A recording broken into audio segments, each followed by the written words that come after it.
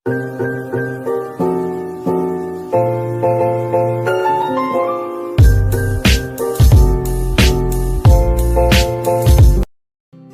warahmatullahi wabarakatuh. Perkenalkan, nama saya Adelia Hermini Canti, NIM 2030404 dari kelas Manajemen Bisnis Syariah 3A. Saya akan menjelaskan materi tentang perdagangan luar negeri.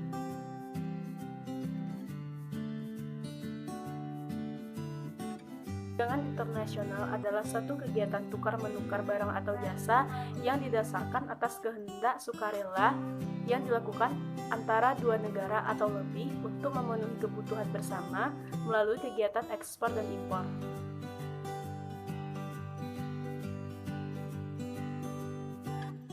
Adapun tujuan dari perdagangan internasional ini yaitu yang pertama, memenuhi kebutuhan negara. Yang kedua, memperluas wilayah perdagangan dan meningkatkan produksi. Yang ketiga, meningkatkan devisa negara melalui ekspor produk ke negara lain. Yang keempat, meningkatkan pertumbuhan sektor ekonomi, menstabilkan harga barang, serta menyerap banyak tenaga kerja. Yang kelima, melakukan transfer teknologi modern untuk membantu meningkatkan efisiensi dalam proses produksi. Yang keenam, yaitu terbentuknya sumber daya manusia yang semakin mahir, terampil, dan unggul untuk mengikuti perkembangan teknologi. Yang ketujuh, memperkenalkan sumber daya alam yang dimiliki ke negara lain. Yang kedelapan, yaitu membantu negara lain untuk memenuhi kebutuhannya. Yang kesembilan, membantu mempererat hubungan dengan negara lainnya. Dan yang terakhir, meningkatkan produksi dari kedua belah pihak.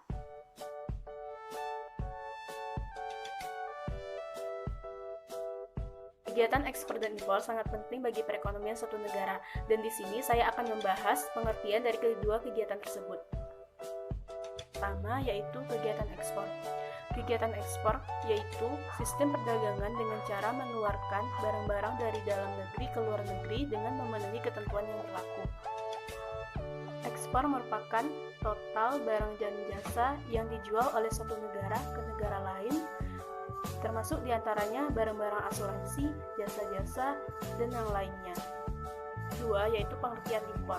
Impor adalah kegiatan memasukkan barang dari luar negeri ke dalam negeri. Kegiatan impor juga dapat diartikan sebagai membeli barang-barang dari luar negeri sesuai dengan ketentuan pemerintah yang dibayar dengan menggunakan valuta asing.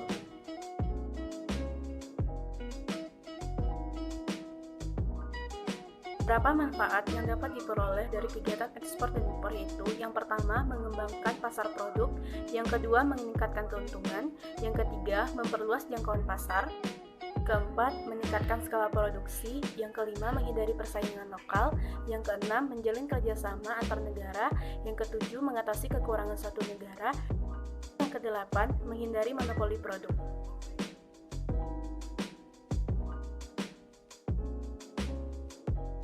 Beberapa kebijakan yang diberlakukan oleh pemerintah terhadap kegiatan ekspor dan impor yaitu: pertama, pemberian subsidi ekspor, yang kedua, penetapan prosedur ekspor, yang ketiga, dumping.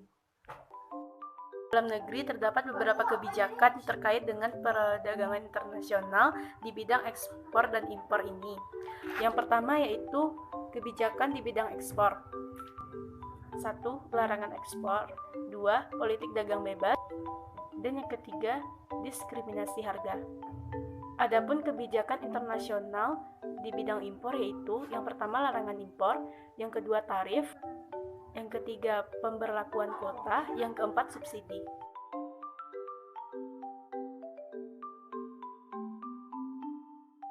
Ekspor dan impor adalah transaksi jual beli antar negara.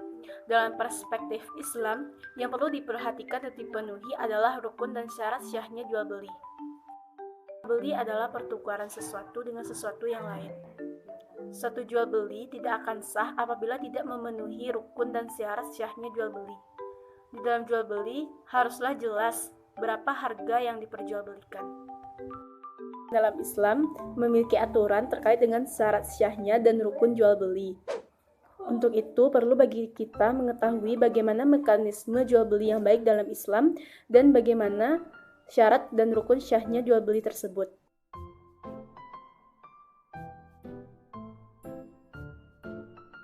Beberapa dampak negatif yang ditimbulkan oleh perdagangan luar negeri yaitu yang pertama, barang-barang produksi dalam negeri terganggu akibat banyaknya masuk barang-barang impor yang dijual lebih murah dalam negeri sehingga industri dalam negeri mengalami kerugian besar.